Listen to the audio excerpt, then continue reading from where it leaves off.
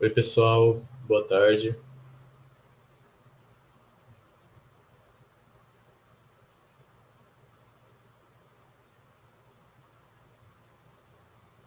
Boa tarde, Emerson. Boa tarde, Dail. Já estou compartilhando aqui minha tela. Vocês conseguem visualizar?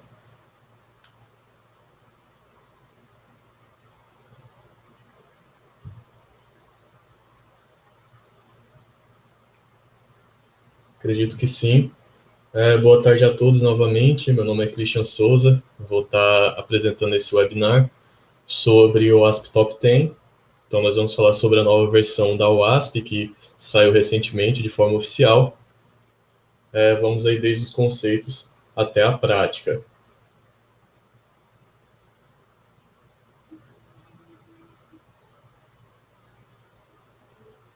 Gostaria que vocês falassem aí sobre vocês, de onde vocês são, se trabalham na área, se já conhecem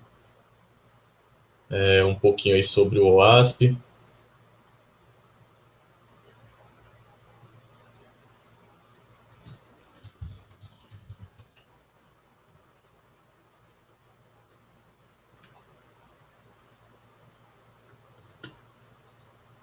Boa tarde, pessoal de São Paulo.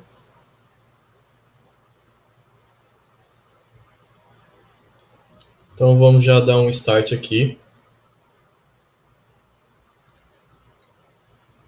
Emerson aí em aprendizado sobre a questão do OASP. Muito bom a gente sempre se qualificando, atualizando, reciclando também os conhecimentos. Os ataques eles vão mudando, prioridade deles que são definidos ali na OASP também mudam. O Dail aí, aluno da pós de Cybersecurity na Darius. Então, boa tarde a todos, bom ter vocês por aqui. Então, vou me apresentar um pouquinho. Meu nome é Christian Souza, atualmente sou consultor de cibersegurança na Darius Consultoria.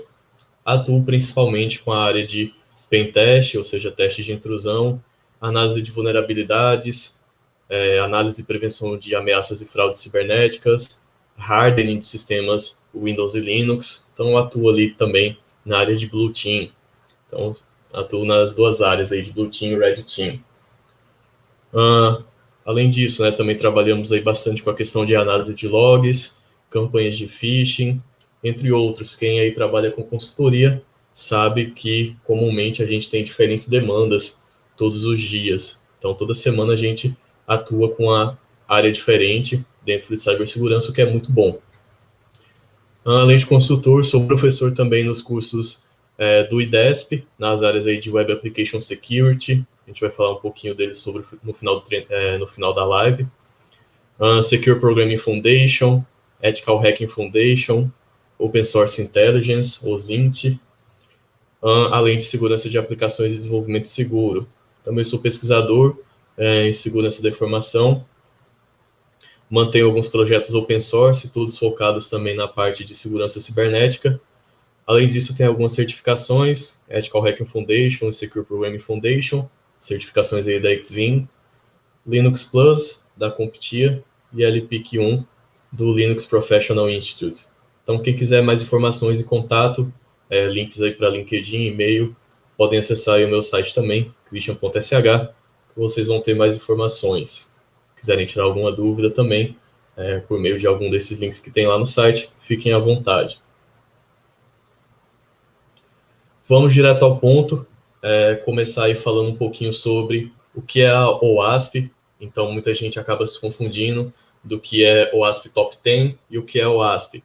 A OWASP em si ela é uma organização internacional, sem fins lucrativos, e o foco dela é justamente na segurança de aplicações, não necessariamente aplicações web, mas a segurança de software como um todo. Então, um dos objetivos dela é dar visibilidade à necessidade de segurança em aplicações web, além de melhorar a segurança geral de software. Então, vocês vão ver que essas funcionalidades que a gente tem ali na OWASP Top 10, essas vulnerabilidades, elas são agnósticas de tecnologia.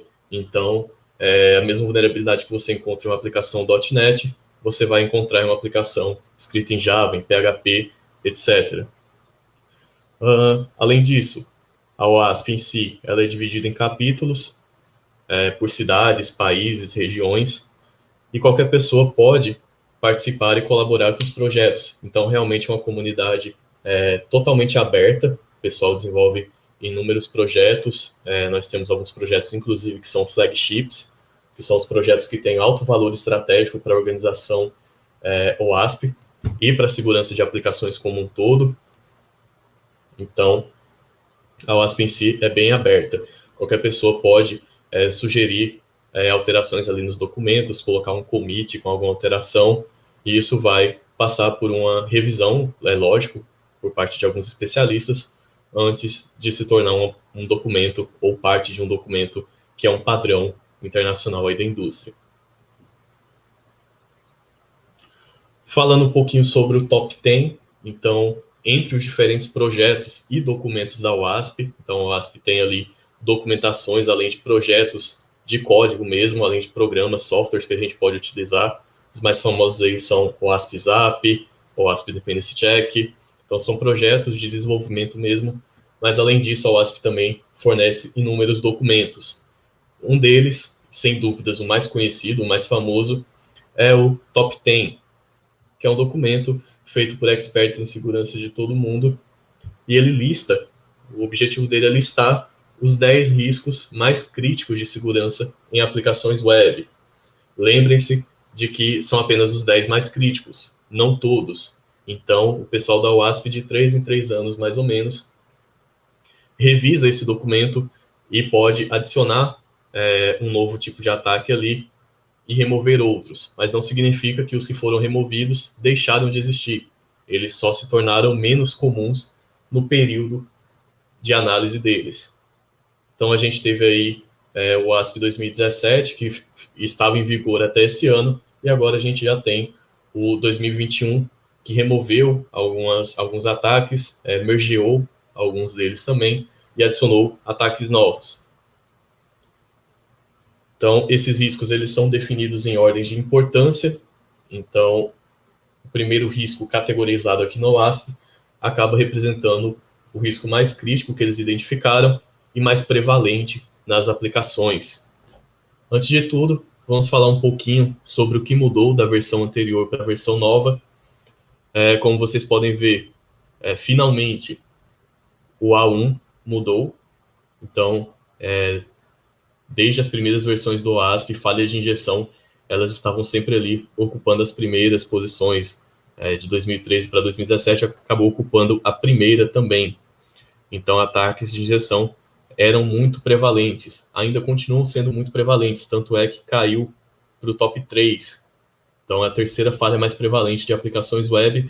Isso mostra que o esforço que nós, analistas de segurança, consultores de segurança, pessoal que trabalha com desenvolvimento seguro, a PPSec, nossos esforços estão valendo a pena e o pessoal, os desenvolvedores realmente estão tendo noção dessas falhas e corrigindo elas em ambiente de produção. Então, outra falha que também acabou caindo de posição foi o Broken Authentication, caiu aqui para o tópico A7, Identification and Authentication Failures. Boa tarde aí para quem está chegando, estou olhando aqui o chat. Se vocês puderem falar aí de onde vocês são, se já conhecem a OASP, com que trabalham. Além disso, uma coisa que chamou bastante a atenção de todo mundo, o antigo Sensitive Data Exposure acabou subindo também uma posição, ficou ali em Cryptographic Failures. E outro ponto também bem importante, Broken Access Control acabou subindo para a primeira posição. Por que, né, que ele veio da quinta posição para a primeira? Isso é bem intuitivo da gente entender. Falhas aí, principalmente envolvendo APIs, estão em evidência ultimamente. APIs expõem bem mais endpoints públicos do que aplicações web comum. Então, muitas vezes os desenvolvedores acabam esquecendo de configurar os corretos mecanismos de controle de acesso e autorização em algumas rotas de API. Isso acaba causando bastante vazamento de dados também, porque atacantes conseguem acessar áreas do sistema onde eles não deveriam, visualizar dados que não deveriam, às vezes até um endpoint de API público, que tem ali listagem de usuários, por exemplo, em pentests, aqui na Darius a gente pega muito isso, e acabou expondo ali credenciais ou e-mails dos usuários. Então, principalmente com essa questão de vazamento de dados e APIs, Broken Access Control acabou indo para a primeira posição. Foi uma mudança bem drástica, foi do top 5 para o top 1. Além disso, XML External Entities, famoso ataque XXE, eles acabaram unindo esse ataque na área de Security Misconfiguration, o que faz bastante sentido, porque as falhas de XXE elas se devem à má configuração ali de bibliotecas e parsers de XML. Então acaba que realmente é uma área que faz sentido ser mergeada aqui em Security Misconfiguration. Vocês podem até se perguntar, então por que esse tópico estava em destaque no OASP 2017? O pessoal, através de vários estudos nesse ano, constataram que o pessoal estava explorando muito XXE em aplicações web no ano de 2017, porém foi apenas um pico passageiro. Hoje em dia, esse ataque está menos comum, tanto é que eles mergearam aqui, não faz mais parte de um tópico em específico, e também as bibliotecas que estavam vulneráveis a esse tipo de ataque foram corrigidas, e outro tópico também que favoreceu essa queda e união contra a categoria é que muita gente já está migrando para outros tipos de formato, como JSON, por exemplo. Então, o pessoal está migrando bastante de XML para JSON, que acaba sendo um formato melhor de você parsear e visualizar também. Outra coisa interessante aqui que mudou, cross-site scripting, subiu várias posições e acabou sendo mergeado também aqui no A3 de injection, o que faz sentido também, porque um XSS nada mais é do que uma injeção. A questão é que ela acontece na hora que você insere o código não codificado diretamente no browser do cliente. Então acaba sendo um tipo de injeção também. Boa tarde, Ricardo, Rodrigo, pessoal aí de Red Team, São Paulo. Ricardo aí conhece e utiliza o ASP. Carlos. Então, outro ponto interessante aqui de mudança foi a parte de Insecure Deserialization, ou seja, deserialização insegura, que foi adicionada em um tópico específico chamado Software and Data Integrity Failures. Foi um novo tópico também, que tem um contexto um pouquinho mais amplo do que apenas deserialização insegura. A gente vai ver isso daqui a pouco. Sem enrolação, já vamos direto aqui para cada um dos ataques descritos aqui na OASP, começando logo por Broken Access Control. Então, muitas vezes, desenvolvedores acabam implementando rotina de controle de acesso de forma inadequada. Como eu comentei, é um problema muito recorrente em APIs, porque elas tendem a expor muitos endpoints e muitas vezes os desenvolvedores esquecem de colocar ali, por exemplo, em Python, um decorator falando que, por exemplo, o login é necessário.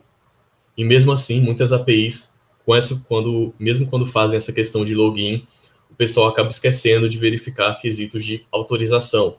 Ou seja, será que mesmo o usuário logado, ele pode acessar determinada rota? O sistema ele tem que verificar isso. Muitas vezes o pessoal deixa isso passar. Qual é o impacto típico de um Broken Access Control? Muitas vezes pode acontecer vazamento de informações, modificação e até mesmo a destruição de dados. Além disso, atacantes podem escalar privilégios, o que pode levar à descoberta de novas vulnerabilidades. Quem trabalha com pentest sabe que normalmente, principalmente em sites ali que só tem uma tela de login, você só vai encontrar vulnerabilidades após realizar esse processo de login. Então, Broken Access Control pode acabar levando a esse tipo de problema também. Alguns problemas comuns que levam a esse tipo de falha. Violação do princípio do privilégio mínimo, ou menor privilégio, como vocês queiram chamar. E também a negação por padrão. O que são esses dois princípios? Menor privilégio estabelece que os usuários podem ter acessos, privilégios apenas para realizar as operações devidas por eles, né? Então, nada mais do que isso. Usuários não podem fazer mais coisas do que o necessário. Negação por padrão é outro conceito também muito importante, onde você nega o acesso a qualquer objeto. Esse objeto pode ser um URL, um arquivo, e só vai permitir realmente quando for necessário e o usuário tiver os devidos privilégios. Além disso, muitas aplicações não verificam alterações forçadas nas URLs, então muitas vezes você alterando a URL consegue ir para páginas administrativas ou até mesmo visualizar contas de outros usuários, o que é um problema também crítico. Muitas aplicações permitem a visualização ou modificação de contas de outros usuários, justamente por essa alteração forçada na URL. Isso também pode acontecer. Em pentest a gente também costuma verificar por esse tipo de falha e a gente constata que é bem recorrente. Além disso, referências diretas não seguras a objetos. Esse é um típico caso que a gente pega também em pentests, pesquisando, utilizando técnicas de OSINT no próprio Google, você acha bastante site que tem referência direta não segura a objetos. Isso pode levar também a tentativas de exploração por SQL injection. Além disso, muitas APIs não têm controle de acesso para métodos push, put, delete. Então, muitas APIs acabam permitindo esses métodos ali em várias funções e não fazem o devido controle de acesso, o que pode ser crítico. Em muitos web servers aí, que a gente vê de empresas que já têm uma maturidade alta em segurança, o pessoal sempre deixa desabilitado aqui o put e o delete, porque você não quer que pessoas arbitrariamente coloquem ou removam recursos ali dentro do seu web server. Além disso, muitas vezes é possível adulterar tokens de acesso, por exemplo, JWT, então JSON Web Tokens, estão sendo vetores de ataque muito comuns também. Então, muitas aplicações elas codificam informações de forma inadequada nesses tokens, o que pode permitir uma decodificação, já que esse padrão é aberto, e a gente acaba conseguindo visualizar alguns dados a mais. Além disso, a utilização de cookies também é um problema, principalmente quando você não trafega esses cookies de forma segura. Então, o atacante ele pode capturar esses cookies trafegando na rede e injetar no seu próprio browser e roubar a sua sessão. Além disso, configurações cores incorretas também acabam causando bastante problema. O Igor aí falou, consultor de cibersegurança, conhece a OWASP desde a versão de 2017, e usa bastante aí como base para estudos. Muito bom. Um exemplo aqui de Broken Access Control. Então, um atacante, ele tenta acessar aqui um determinado site vulnerável, coloquei um URL aqui apenas como exemplo, ele realiza o seu login, código de retorno 200, então um ok, deu tudo certo ali no login dele, login realizado com sucesso. E aí o atacante ele tem a ideia, tá, mas e se eu tentar acessar uma página de admin, ou uma página que eu não deveria acessar, uma página privilegiada? Então ele tenta aqui acessar, por exemplo, /admin.jsp, Java Server Pages, e também recebe um 200, ao invés de retornar um forbidden. Então ele acaba recebendo acesso também a essa parte do site. Parece um erro bobo, mas muita gente ainda deixa esse tipo de coisa passar em ambiente de produção. Então, caso não seja feito um correto controle de acesso, o atacante consegue visualizar páginas sensíveis, páginas que ele não deveria estar visualizando. Outro exemplo que eu coloquei aqui para a gente, esse daqui. O atacante ele percebe que a sua conta é referenciada na URL, a típica referência direta a um objeto. E aí ele tem a ideia de, por exemplo, incrementar um número ou decrementar, seja o que for, para ver se ele consegue carregar a página de outro usuário. Caso o sistema não tenha feito também um correto controle de acesso, ele acaba conseguindo visualizar dados de outros usuários.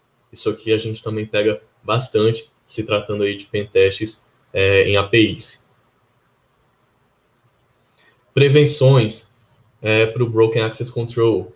Sempre negue o acesso por padrão, exceto para recursos intencionalmente públicos. Minimize o uso de Cross-Origin Resource Sharing, ou seja, CORS. Sempre verifique se o usuário que está realizando determinada ação possui permissões para ler, criar, atualizar ou excluir esses registros que ele está tentando acessar.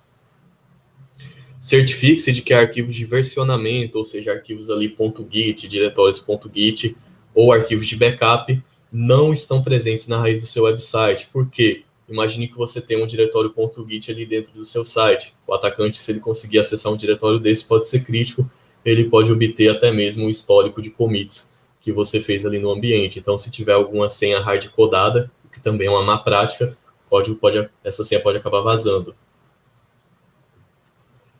Então, além disso, sempre registre falhas de controle de acesso e notifique os responsáveis, normalmente aí o administrador dos sistemas. Utilize mecanismos de rate limiting, ou seja, limite as tentativas de acesso a APIs, principalmente, para minimizar os danos que ferramentas automatizadas podem causar. Então, essas ferramentas automatizadas mais simples, elas acabam não verificando esse tipo de recurso. Além disso, sempre invalide IDs, cookies, tokens de sessão após o logout do usuário. Então, certifique-se de que esse cookie está sendo resetado ali no browser para não correr o risco de um atacante conseguir capturá-lo e injetar em outro navegador e roubar a sessão do usuário. E a gente entra para o A2, Cryptographic Failures. Pessoal, se vocês tiverem dúvidas, podem ir colocando aí no chat, que a gente vai respondendo aí durante a live. Então, falhas de criptografia envolvem aí a quebra do sigilo de dados, seja eles em repouso ou em trânsito. E o que é isso, né? Dados em repouso são dados armazenados ali no seu file system, no seu sistema de arquivos, ou então em um banco de dados. Já dados em trânsito são dados onde realmente está sendo enviados ali para o cliente. Então, dados que vão ali do seu servidor para o cliente. Então, a escolha de um algoritmo fraco, seja para criptografar arquivos, armazenar senhas em bancos de dados, ou até mesmo criptografias ali a nível de transporte, como TLS e SSL, a escolha errada de um algoritmo desses pode ser catastrófica. No caso do SSL, por exemplo, o atacante poderia até mesmo descriptografar o pacote e visualizar os dados ali em texto plano. Problemas comuns que levam a esse tipo de exploração: dados sendo trafegados e armazenados em texto plano. Então, quem nunca viu ali um banco de dados, as senhas sendo armazenadas em texto plano, ou até mesmo em base 64, o pessoal achando que estava criptografado, mas na verdade base 64 é uma codificação. Além disso, o uso de protocolos inseguros, então HTTP, SMTP, FTP, entre outros. Sempre busque utilizar as versões seguras desse protocolo, então HTTPS, SMTPS, SFTP.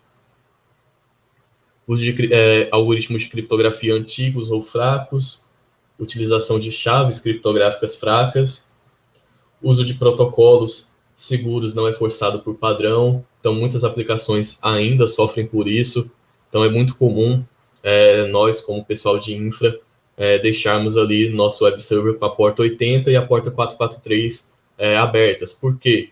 Caso alguém tente acessar pela porta 80, ele também consegue visualizar o site, o que é o comportamento padrão de muitos navegadores. Eles, por padrão, tentam primeiro na porta 80. Então, o pessoal deixa essas duas portas habilitadas. Só que o pessoal esquece de, toda vez que alguém tentar acessar pela porta 80, forçar o redirecionamento dele para a porta 443. Isso pode ser um problema. Se o usuário não é forçado a utilizar HTTPS, ele pode digitar um login, por exemplo, ali, e acabar expondo suas credenciais na rede. Então, no caso de um man in the middle, isso pode ser bem crítico. Além disso, a utilização de hashes obsoletos, principalmente aí para armazenamento de senhas. Então, nunca armazenar senhas aí usando hashes como MD5 ou SHA-1. O próprio MD5 ele é um hash que é focado em performance, e o que a gente menos quer, no caso de um ataque, é que o atacante tenha performance ali em quebrar essa senha. Então, sempre utilizar padrões fortes, que a gente vai falar logo após aqui os exemplos. Então, trouxe aqui também alguns exemplos para vocês. Então, falhas de criptografia, o usuário, que no caso aqui é um atacante, ele tenta acessar um determinado site usando HTTP e o servidor retorna 200, ok, acesso permitido. Então, esse é um comportamento errado. O site permite o acesso via HTTP, que é uma coisa que a gente deve evitar. Qual seria o comportamento correto? Seria o site redirecionar o usuário para o acesso seguro. Então, mesmo que haja uma tentativa de acesso via HTTP, ao invés do servidor retornar um 200, juntamente com o payload, o conteúdo ali da resposta, ele retorna um 301, movido permanentemente. Juntamente com esse 301, a gente vai ter o cabeçalho location setado para o site de forma segura. Então, uma correção típica que a gente faz no web server. Qualquer requisição que venha via HTTP, a gente dá um movido permanentemente e seta como location o site em forma segura. Prevenções para esse tipo de problema. Identifique todos os dados sensíveis que a sua aplicação utiliza. Nunca armazene dados sensíveis de forma desnecessária. Utilize criptografia nos dados, tanto em repouso quanto em transporte. Utilize TLS para dados em trânsito. Então, às vezes vocês podem ouvir SSL, mas na verdade o pessoal quer dizer TLS, porque SSL já é um protocolo considerado inseguro. Ultimamente, é recomendado utilizar TLS versão 1.2 ou superiores. Atualmente a gente já tem até mesmo o TLS 1.3, que é o mais recomendado. Utilize hashes fortes para armazenamento de senhas, como o Argon 2, Bcrypt, Scrypt, PBKDF2. O Scrypt é um algoritmo excelente para essa questão de armazenamento de senhas. Por quê? Porque ele é um hash muito custoso computacionalmente, então ele leva tempo para ser gerado, o que pode inviabilizar muitos ataques aí de Rainbow Tables. Então, utilize salts também. Então, salts são uma camada adicional para evitar ataques de Rainbow Tables. É um string que é adicionado ali no início do hash. Evite o uso de hashes inseguros no geral, como MD5 ou SHA-1. E verifique de forma independente a eficácia de cada uma das configurações que você está utilizando.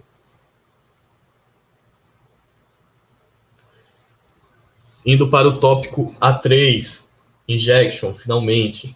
Então, cross-site scripting agora faz parte dessa categoria, como eu comentei com vocês, até que faz sentido ele fazer parte dessa categoria e ter subido algumas posições também, porque a gente está constatando que está tendo uma incidência grande de ataques de XSS, e além disso, nada mais é do que uma injeção que é aplicada ali na saída no browser da vítima. Então, os tipos clássicos de XSS são os XSS aí refletidos, armazenados, onde o dado realmente é armazenado no banco de dados e é carregado aí para qualquer cliente que acesse a página.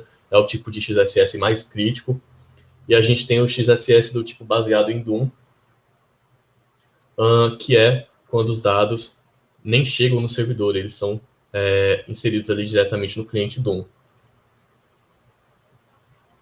O Rodrigo aí até comentou que um teste que ele está fazendo agora tem aí diversos problemas apontados pelo ASP. Então, realmente, os ataques acontecem bastante. Então, voltando aqui para a parte de injeção, a injeção em si consiste em enganar uma aplicação, a incluir comandos ao invés de apenas dados a serem enviados ali para o interpretador. O que seria um interpretador?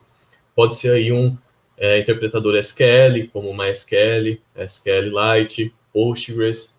Pode ser o próprio shell do sistema operacional, então você pode ter uma injeção ali no próprio shell. LDAP, entre outros. Nos treinamentos aqui de Web Application Security, a gente foca bastante nessa parte de SQL e shell, então a gente apresenta também outros tipos de injeção. E muitas aplicações, infelizmente, ainda são vulneráveis a esse tipo de ataque, que é um ataque muito simples de ser executado, não existe não exige um nível de conhecimento tão profundo, existem ferramentas automatizadas, inclusive, que fazem todo o trabalho para a gente, aí, como o SQL Map, SQL Ninja. Então, muitas aplicações ainda são suscetíveis a esse ataque, embora seja muito simples de se evitar. Então, quem é desenvolvedor sabe que a gente pode evitar um ataque de SQL injection, por exemplo, utilizando um prepare statement que vai adicionar ali 2, 3 linhas a mais de código e a gente vai estar codificando de forma segura. Ou melhor, utilizar um ORM para que as consultas não sejam hard-codadas ali em código. Alguns problemas comuns que acabam levando à injeção. A entrada do usuário não é validada, filtrada ou sanitizada pela aplicação, ou seja, os inputs do usuário não são validados de nenhuma forma. A aplicação confia cegamente que o usuário só vai digitar dados válidos, mas o desenvolvedor acabou não pensando que esse usuário pode ser um atacante e ele pode estar tentando manipular essa consulta. Ainda sobre consultas, muitas vezes o pessoal esquece de criar consultas carries parametrizadas, o que é a melhor forma da gente evitar aí SQL injection. E além disso, entradas maliciosas são diretamente concatenadas nas strings de consultas. Então, esse é um problema aí de codificação bem recorrente, que se desenvolvedores usassem ferramentas aí de SAST, poderiam resolver facilmente.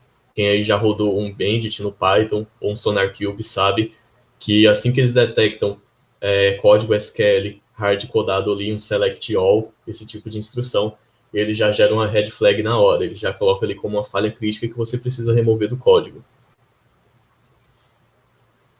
Alguns exemplos aí de injeção. Então, um usuário aqui, ele mandou um dado aqui via post, numa tela de login. Eu sempre gosto de falar para o pessoal, pensem, na hora de explorar um SQL injection, pensem como essa carry está sendo montada ali por baixo dos panos. Então, qual é o comportamento padrão de uma carry? Geralmente o pessoal dá um select num username, por exemplo, from a tabela de usuários, e aí especificam aqui a condição, where o usuário for o que ele pegar aqui da requisição, e a senha também for o que vier aqui da requisição. Então, esse é um problema porque muitas vezes a aplicação não valida se esse dado aqui realmente é um dado e não é um comando, não é nenhuma instrução ali que possa fechar essa carry aqui e colocar instruções arbitrárias. Então, nesse segundo exemplo aqui, ao invés de passar um usuário, nós estamos passando aqui um apóstrofo e uma condição que sempre vai ser verdadeira, 1 igual a 1. Estamos dando um ponto e vírgula para indicar o final da instrução SQL e menos menos para comentar todo o resto. Então, pensando em como essa carry vai ser montada ali por baixo dos panos, a gente consegue ver o seguinte: não significa que vai ser desse jeito aqui para todos os casos, mas é só para a gente ter uma noção. Seria ali um select username from users where username, só que como o dado, na verdade, é um comando, o apóstrofo ele vai acabar fechando essa string aqui, ou seja, ele cria uma condição aqui vazia, e depois coloca uma instrução aqui arbitrária, por exemplo, um ou 1 igual a 1, ponto e vírgula, e comenta todo o resto, ou seja, isso aqui vai ser tratado como lixo para o interpretador. Efetivamente, ele vai executar esse código aqui. E é aí que mora a injeção de SQL. A mesma coisa acontece no caso de uma injeção a nível do sistema operacional. Quem conhece sistemas operacionais sabe que se você colocar um ponto e vírgula ali no final da instrução, você começa uma outra. Se colocar aí comercial e comercial, você começa outra se a anterior for bem sucedida, e assim por diante. Então, para essas explorações de SQL injection e a nível de sistema operacional também, tudo vai depender do seu conhecimento sobre essas tecnologias. Então, no caso ali de um sistema operacional, o céu é o limite. Você, conhecendo os comandos que o Linux tem, o Windows tem, você pode causar explorações ali de alto impacto. Abrir conexões reversas, por exemplo. Então, todos esses são ataques interessantes. O Ricardo perguntou se eu consigo deixar o contato do LinkedIn ou Instagram e se os slides poderiam ser disponibilizados para estudo e análise futura. Posso sim, Ricardo. Pode acessar lá meu site, christian.sh, que mais tarde eu disponibilizo os slides lá. E lá tem também outros contatos, aí como o LinkedIn. Falando um pouquinho sobre a parte de XSS. Então, muitos sites, quando a gente acessa, por exemplo, Amazon, Mercado Livre, quando você acessa esses sites, tipicamente você pesquisa por produtos e o que eles fazem? Colocam ali em algum lugar da página, você pesquisou por e o nome do produto que você pesquisou. Mas e se o site não estiver validando o que você digitou? Você pode acabar causando um XSS, do tipo refletido. Então, eu até coloquei aqui, muitos sites exibem essa entrada do usuário em algum lugar da página, mas e se ao invés de você digitar um dado realmente, como eu coloquei aqui, teste, você colocar um script? Então, se a aplicação não estiver validando o que você digitou ali, ela pode acabar inserindo esse código como parte do corpo da página. Então, inserir esse dado aqui sem nenhuma validação acaba fazendo com que o seu browser interprete esse conteúdo da pesquisa como se fosse parte do site, e como os browsers confiam em tudo que vem do site, isso pode acabar levando a um XSS. E aí, novamente, o céu é o limite. O conhecimento que você tem de JavaScript vai definir o que você pode ou não fazer aqui. Então, é possível, por exemplo, fazer uma requisição para outro site aqui via JavaScript e logar o document.cookie, então logar o cookie do usuário para roubar a sessão dele. Você pode, por exemplo, usar o BIF, que é uma ferramenta de XSS muito interessante que permite ataques ali que podem reconfigurar a página por completo. Então, você poderia colocar ali um formulário para o usuário digitar a senha e o e-mail e roubar essas credenciais também. Então, tudo vai depender do seu conhecimento com a linguagem. Prevenções contra os ataques de injeção. Utilize ferramentas de ORM, por exemplo, aí para quem usa Python, o SQL Alchemy é muito bom. Eu uso ele, nunca tive problemas, apesar de já ter testado bastante por SQL Injection nas aplicações que eu desenvolvo. Valide a entrada do usuário antes da utilização, através de whitelists ou expressões regulares. Utilize controles do SQL em si, como limit. Então, você aplicando um limit, você evita que um usuário mal intencionado consiga dar um dump completo ali do banco de dados. Ele vai dar um dump apenas do primeiro usuário que ele encontrar. Então, isso evita a divulgação em massa de registros no caso de um injection bem sucedido.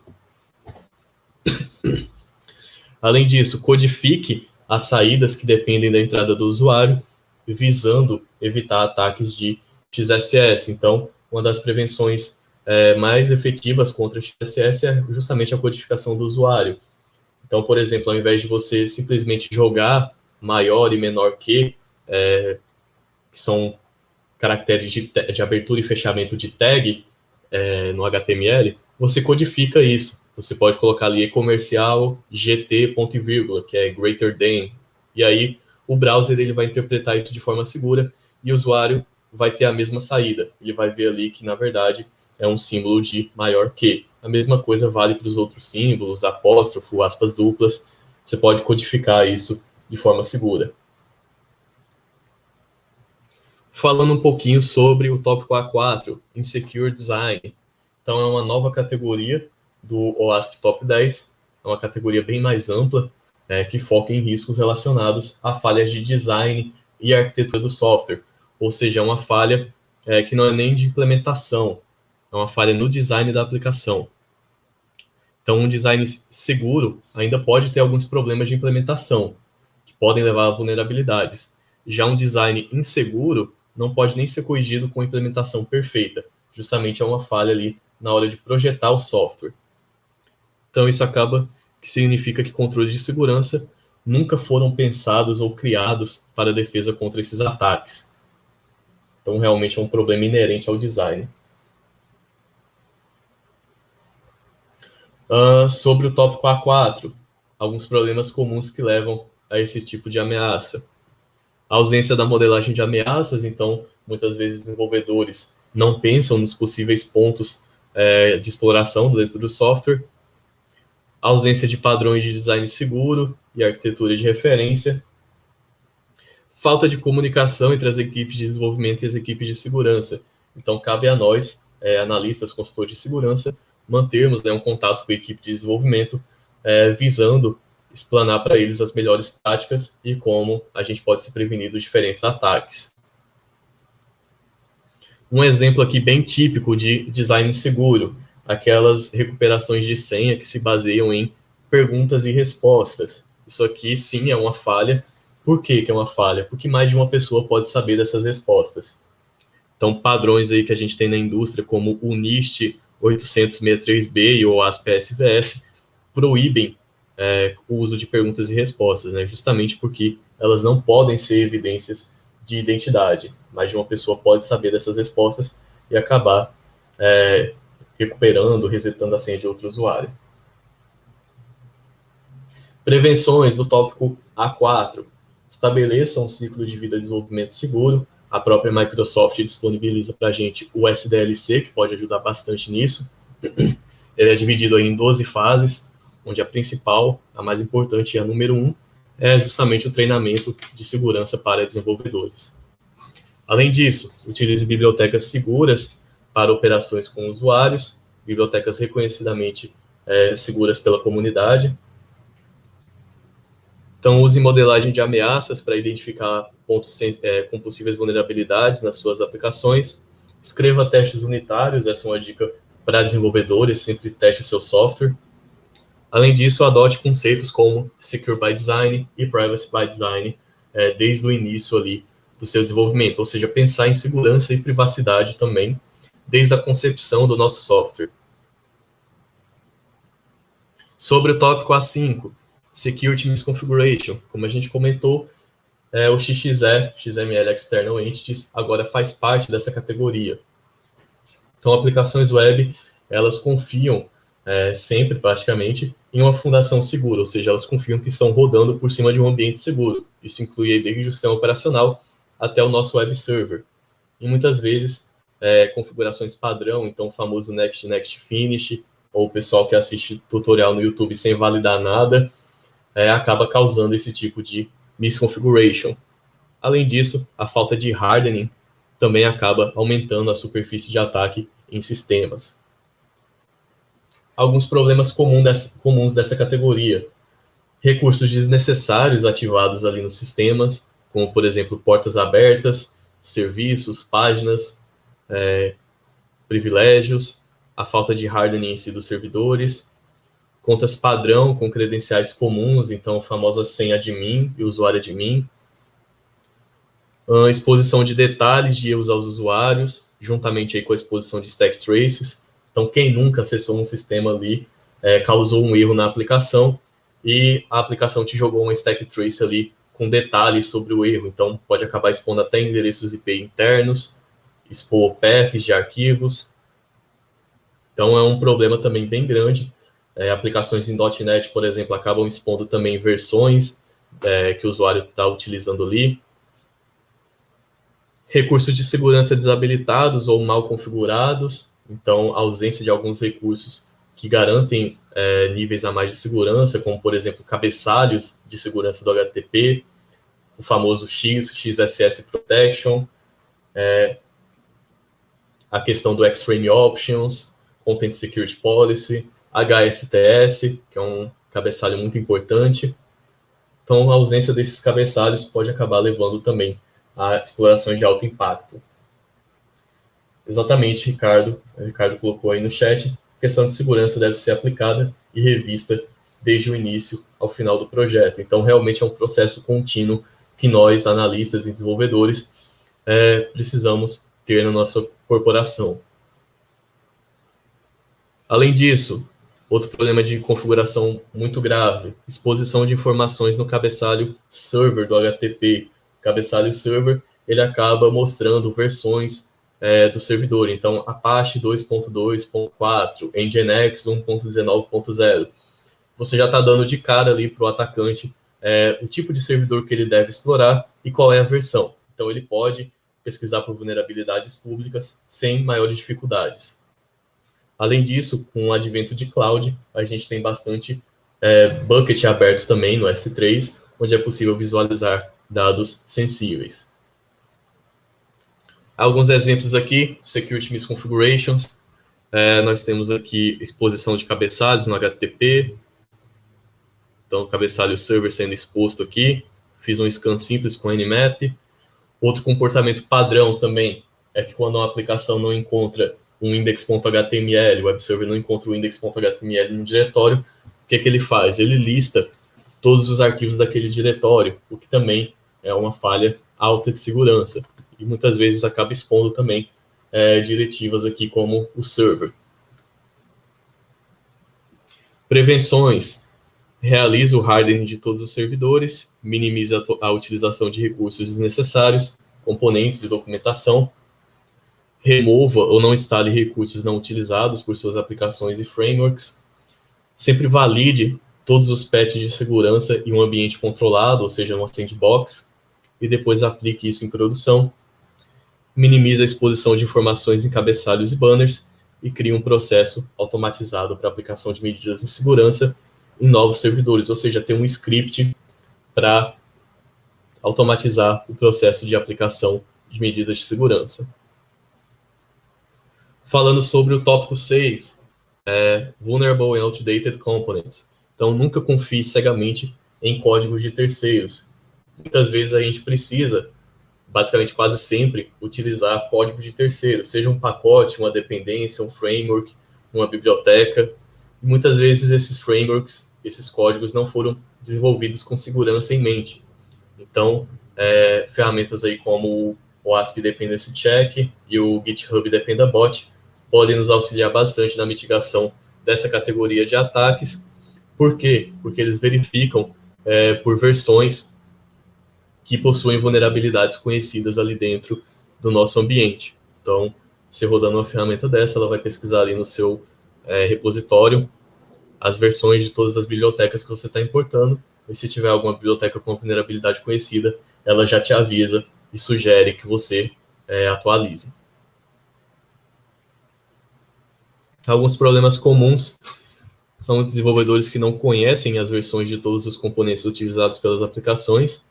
Muitas vezes os desenvolvedores não conhecem nem mesmo todos os componentes que estão sendo utilizados ali. Então é bem comum a gente ver o pessoal adicionando, removendo dependências e muitas vezes esquecendo de remover justamente algumas dependências não utilizadas. Então acaba que você, além de ter o problema de segurança, você ainda vai consumir um pouquinho de disco, porque você vai estar baixando um componente ali que nunca vai ser usado. Então, isso inclui aí o banco de dados, sistema operacional, web server, bibliotecas e suas dependências. Então, conheça, tenha um inventário de tudo isso que a sua aplicação está rodando. Muitas vezes as aplicações têm uma ausência de um processo de scan por vulnerabilidades frequente. Então, o recomendado é que periodicamente a gente faça uma análise de vulnerabilidades e até mesmo pentest, que é uma análise mais profunda. Muitas vezes aplicações também utilizam componentes que não são mais mantidos, então componentes que não recebem mais atualizações ou simplesmente foram abandonados, projetos abandonados ali pela comunidade. E também desenvolvedores acabam não atualizando os componentes que a aplicação depende em um tempo hábil. Um exemplo bem famoso sobre a utilização de componentes com vulnerabilidades conhecidas foi uma CVE liberada do Apache Struts, que é um módulo ali do Apache que estava com vulnerabilidades. Foi uma CVE que recebeu um score crítico, então nota 10, então causava impacto ali na tríade CID por completa, na confidencialidade, integridade e disponibilidade. Ela poderia causar esse impacto, no caso ali dos conhecimentos do atacante. Então, prevenções para esse tipo de categoria. Remova dependências não utilizadas, recursos desnecessários, arquivos e qualquer tipo de documentação do seu ambiente de produção. Então, nunca deixar dados necessários em ambiente de produção. Tenha um catálogo, um inventário de todos os componentes que a sua aplicação utiliza, incluindo as versões e licenças, é óbvio. Lembre-se de catalogar os componentes server-side e client-side. Então, não adianta nada você listar as bibliotecas que só o seu servidor depende. Também liste as bibliotecas utilizadas ali do lado do cliente, principalmente as bibliotecas JavaScript. Então, por exemplo, é legal que você tenha um inventário que conste ali o que você usa no seu web server, quais são os pacotes, dependências, e também no lado do cliente. Então, jQuery e outras bibliotecas JavaScript devem ser inseridas nesse catálogo. Muito comum em pentests a gente pegar aplicações aí que tem versões corretas no server-side, que estão com todos os patches, todos os recursos de segurança aplicados, porém, em algum momento, estão importando uma função vulnerável ali de um jQuery 1.1, que é cheio de vulnerabilidade de XSS, enquanto a gente já está na versão 3.5, com essas vulnerabilidades corrigidas. Então, sempre tem um catálogo disso. Além disso, realize procedimentos de SCA, Software Composition Analysis, ou seja, verificar essas bibliotecas e as versões com uma certa frequência. Ferramentas aí como o ASP Dependency Check nos ajuda muito nesse processo, justamente porque a gente consegue integrar isso no nosso pipeline de desenvolvimento. Então, a cada commit que o desenvolvedor der ali dentro, a gente consegue manter um tracking desses códigos que estão sendo adicionados. Então, a gente passa por um processo de SCA e acaba evitando bastante problema, bastante dor de cabeça no futuro. Então, sempre obtenha componentes de fontes oficiais em links seguros. Se possível, se o desenvolvedor fornecer, verifique esses itens que você baixou através de uma função de hash, para garantir a integridade do download. Monitore bibliotecas que não são mais mantidas pela comunidade ou não disponibilizam patches de segurança para versões antigas. Então, se possível, atualizar, testar essas alterações em um ambiente controlado, após isso mandar para produção. Sobre o tópico A7, é o antigo Broken Authentication, no ASP de 2017, que agora ficou Identification and Authentication Failures. Então, muitas aplicações acabam falhando no processo de confirmação da identidade do usuário, bem como em processos de autorização. Isso acontece muitas vezes pela construção de rotinas de autenticação do zero. É o que a gente sempre fala, nunca tente reinventar a roda, utilize bibliotecas de autenticação reconhecidamente seguras. Então, para quem usa Python, por exemplo, a gente tem o Flask Login, que é uma biblioteca que já tem todos os recursos de segurança ali implementados. Então, a gente não precisa se preocupar em como a gente vai implementar essas rotinas, a gente já tem uma biblioteca reconhecidamente segura. Então, a gente sempre fala que um desenvolvedor, ele nunca deve se preocupar em implementar rotinas de segurança do zero.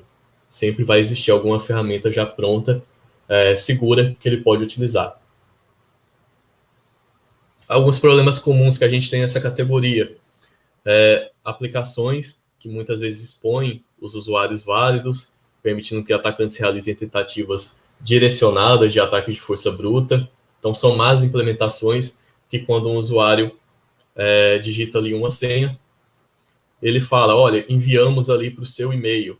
Então, você está dando de cara ali para o atacante que o e-mail existe. E se o e-mail não existir, ele fala, olha, o e-mail não existe. Então, essa é uma falha de implementação que a gente tenta evitar ao máximo. A gente sempre quer exibir uma mensagem genérica ali para o usuário, porque ele pode ser um atacante. Então, a gente fala, se o seu e-mail existir, verifique sua caixa de entrada, que o e-mail vai estar lá. Então, sempre exibir mensagens genéricas para o usuário.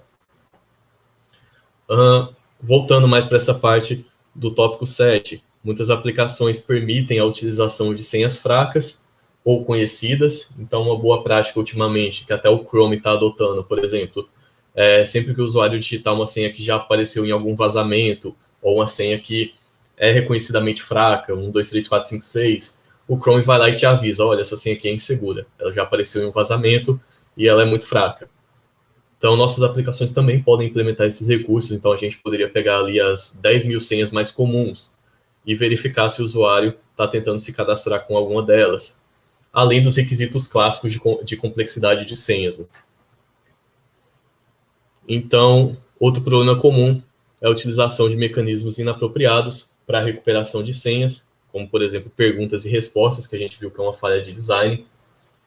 O próprio armazenamento inseguro de senhas, por exemplo, ali em texto plano ou com hashes fracos. A ausência de mecanismos de Two-Factor Authentication ou Multi-Factor Authentication. Então, eu vi até um estudo da Microsoft que mostrou que mais de 90% das invasões a contas poderiam ter sido evitadas simplesmente com o uso de Two-Factor Authentication. Então, realmente, é algo que a gente deve implementar nas nossas aplicações. Além disso, exposição de tokens de sessão na URL ou em logs é um problema clássico também. Reutilização de tokens de sessão e a falta de validação desses IDs também são outros problemas em evidência nas aplicações ultimamente. Então, um exemplo aqui, fiz um brute force simples numa aplicação. Para quem conhece, usei o Burp. Então, eu setei aqui um word list com várias senhas e a aplicação ela não estava fazendo um procedimento de rate limiting, ou seja, ela estava permitindo que eu deliberadamente testasse aqui senhas e ela não aplicava nenhum delay, não exigia nenhum captcha, o que é um problema aí de authentication. Então, eu passei aqui um word list com várias senhas, eu já sabia que essa teste aqui era correta. Vocês podem perceber pelo código de status que ela estava dando um 302, mas na resposta correta ela deu um 200, um ok. Além disso, o tamanho da requisição da resposta também foi diferente. Então, problemas de rate limiting são um clássico também nessa categoria. Prevenções para esse tipo de ataque. Utilize mecanismos de two-factor authentication ou multi-factor authentication. Então, muitas invasões poderiam ter sido evitadas através desse simples procedimento. Nunca mantenha credenciais default em ambiente de produção, especialmente para usuários admins. Implemente rotinas de verificação de senhas fracas em processos de criação de conta ou mudança de senhas. Exija requisitos mínimos de complexidade para senhas. Limite as tentativas de login, por exemplo, aplicando um timeout, um delay. Mantenha e analise logs por tentativas de login com falha, principalmente. Então, tem um procedimento de análise de logs. Utilize bibliotecas reconhecidamente seguras para procedimentos de autenticação e autorização. O Ricardo colocou aí, segurança deve ser implementada em camadas.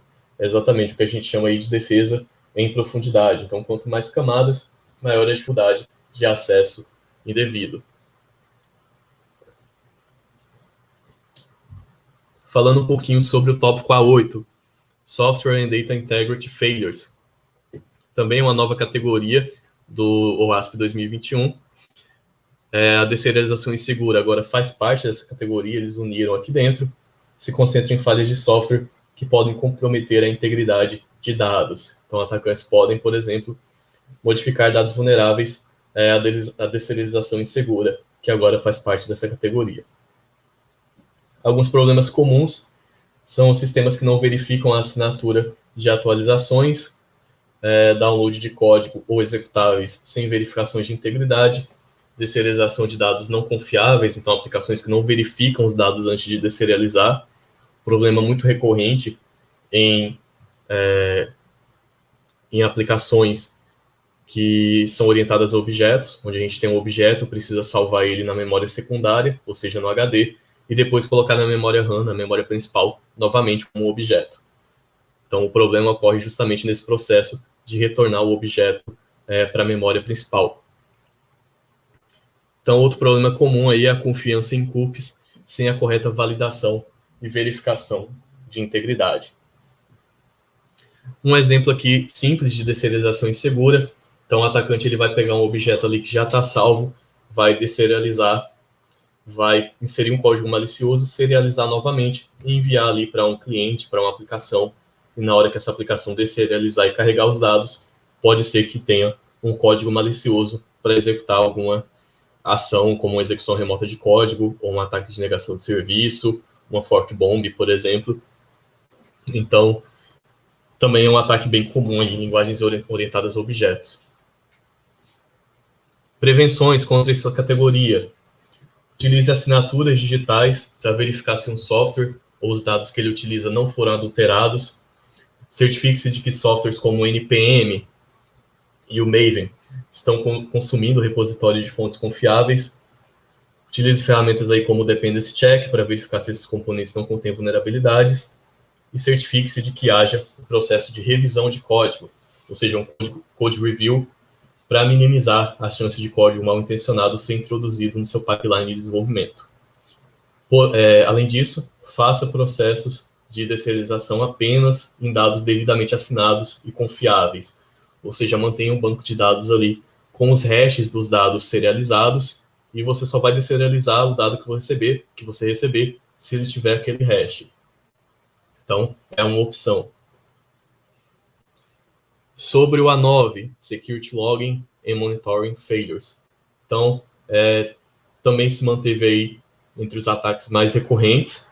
Então, muitas aplicações e sistemas falham no correto monitoramento e análise de logs. Então, a ausência de tais procedimentos acaba impedindo que organizações detectem ataques em tempo hábil para a correção das vulnerabilidades. A aplicação ali dos controles reativos após um ataque ter ocorrido. Então, alguns problemas comuns, muitos eventos auditáveis, como, por exemplo, logins com falha, principalmente, transações de alto valor, acabam não sendo registrados pelas aplicações, isso é um grande problema. Avisos e erros geram mensagens de log inadequadas ou pouco claras, então fica difícil para os desenvolvedores e o pessoal de infra debugar o que está acontecendo. Logs de aplicações e APIs não são monitorados para atividades suspeitas e logs, muitas vezes, também armazenados apenas localmente. Então, é bem comum a gente ver o pessoal armazenando log na mesma máquina que está o web server, apenas nela. Então, se um atacante conseguir invadir o web server, ele pode até forjar, modificar os logs ali dentro. Além disso, testes de invasão e varreduras por ferramentas não acionam alertas, também é um problema recorrente. A gente sabe, quem trabalha com pentest sabe que muitas ferramentas elas são barulhentas, elas geram muitos logs, deixam muitos rastros, e se as aplicações, os web servers não estiverem configurados corretamente, muitas vezes o pessoal nem se dá conta de que está passando ali por uma invasão ou que já foi invadido.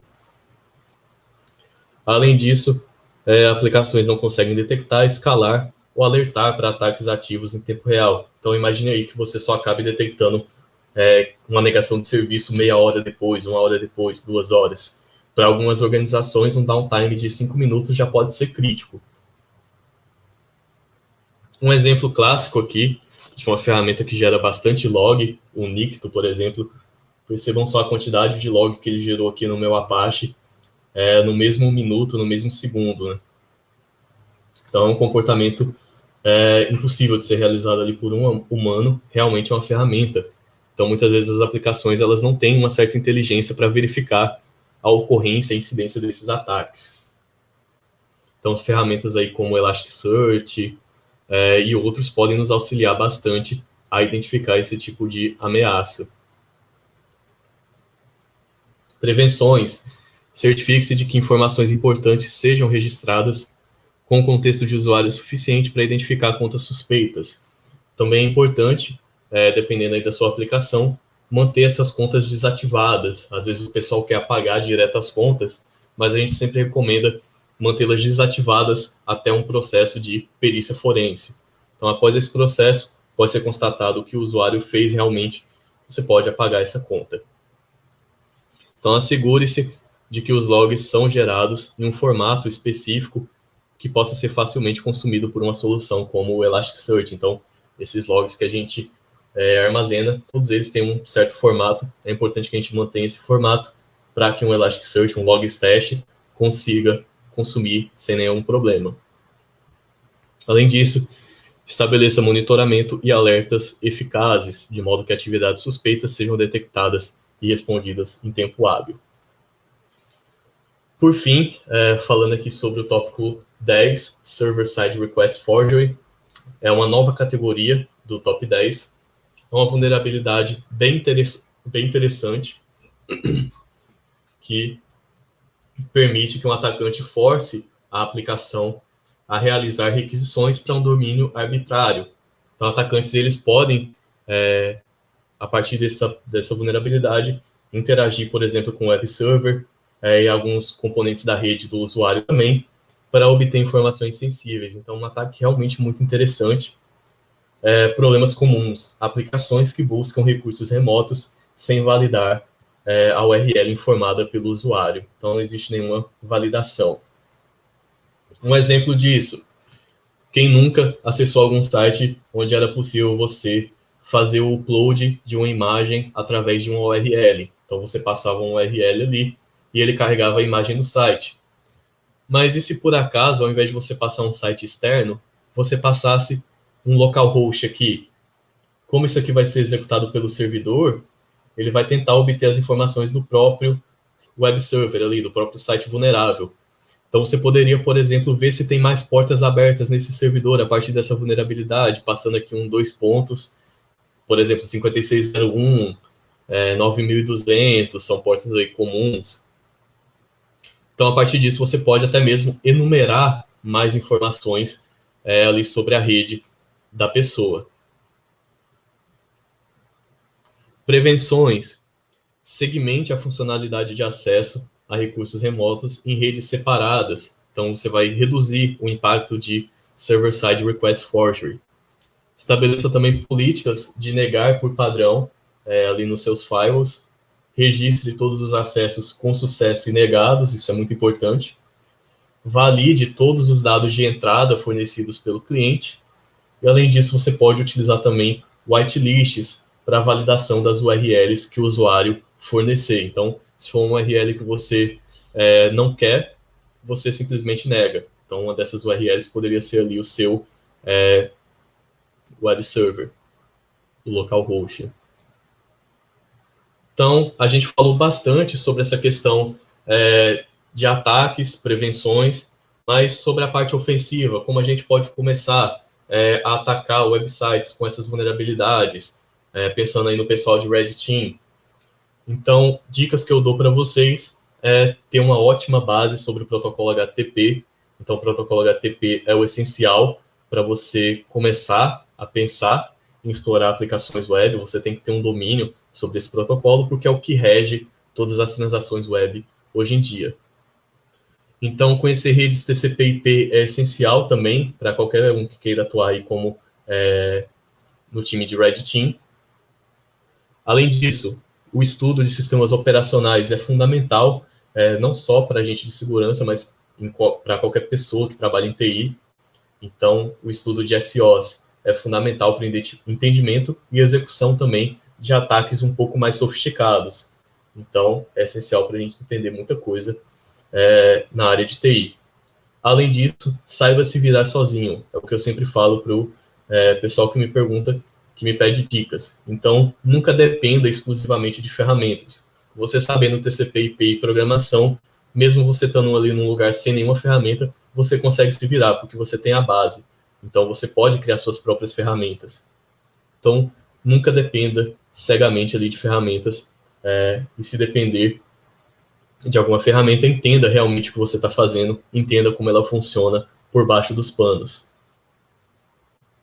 Alguns ambientes onde a gente pode praticar esses conhecimentos que a gente obteve agora e que vocês certamente vão pesquisar mais. Temos algumas aplicações propositalmente vulneráveis para a prática de segurança da informação.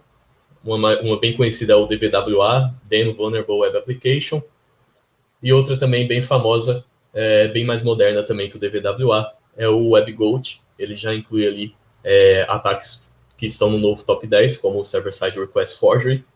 Então, vocês podem treinar, testar seus conhecimentos também nessa aplicação, além de ferramentas de bug hunt, né?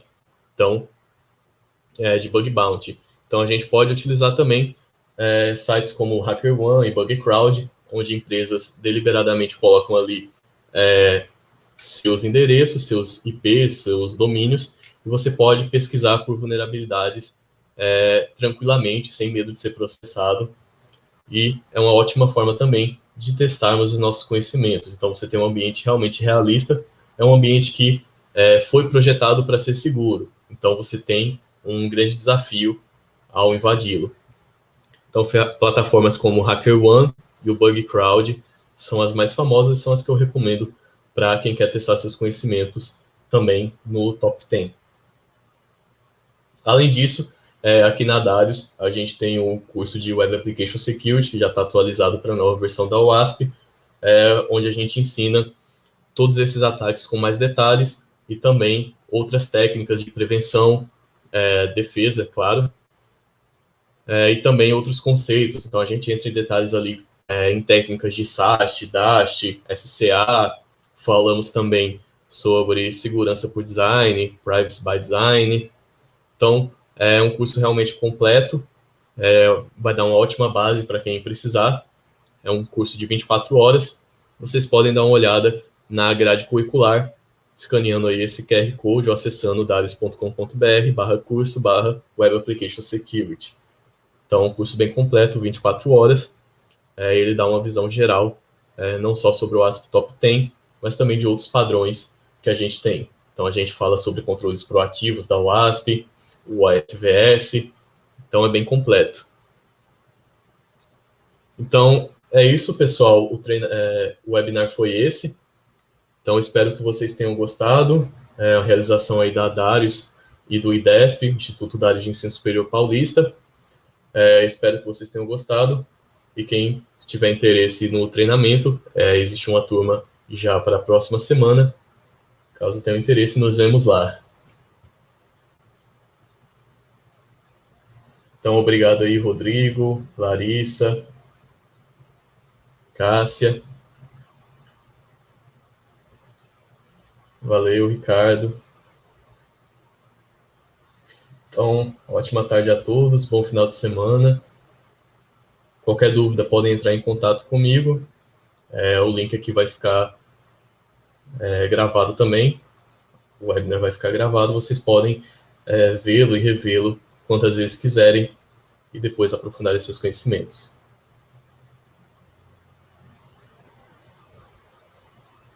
Obrigado aí, Lucas, Rodrigo, Igor. Se tiverem dúvidas, pessoal, quiserem aproveitar esses minutinhos finais também para perguntar, fiquem à vontade. No mais, boa tarde a todos.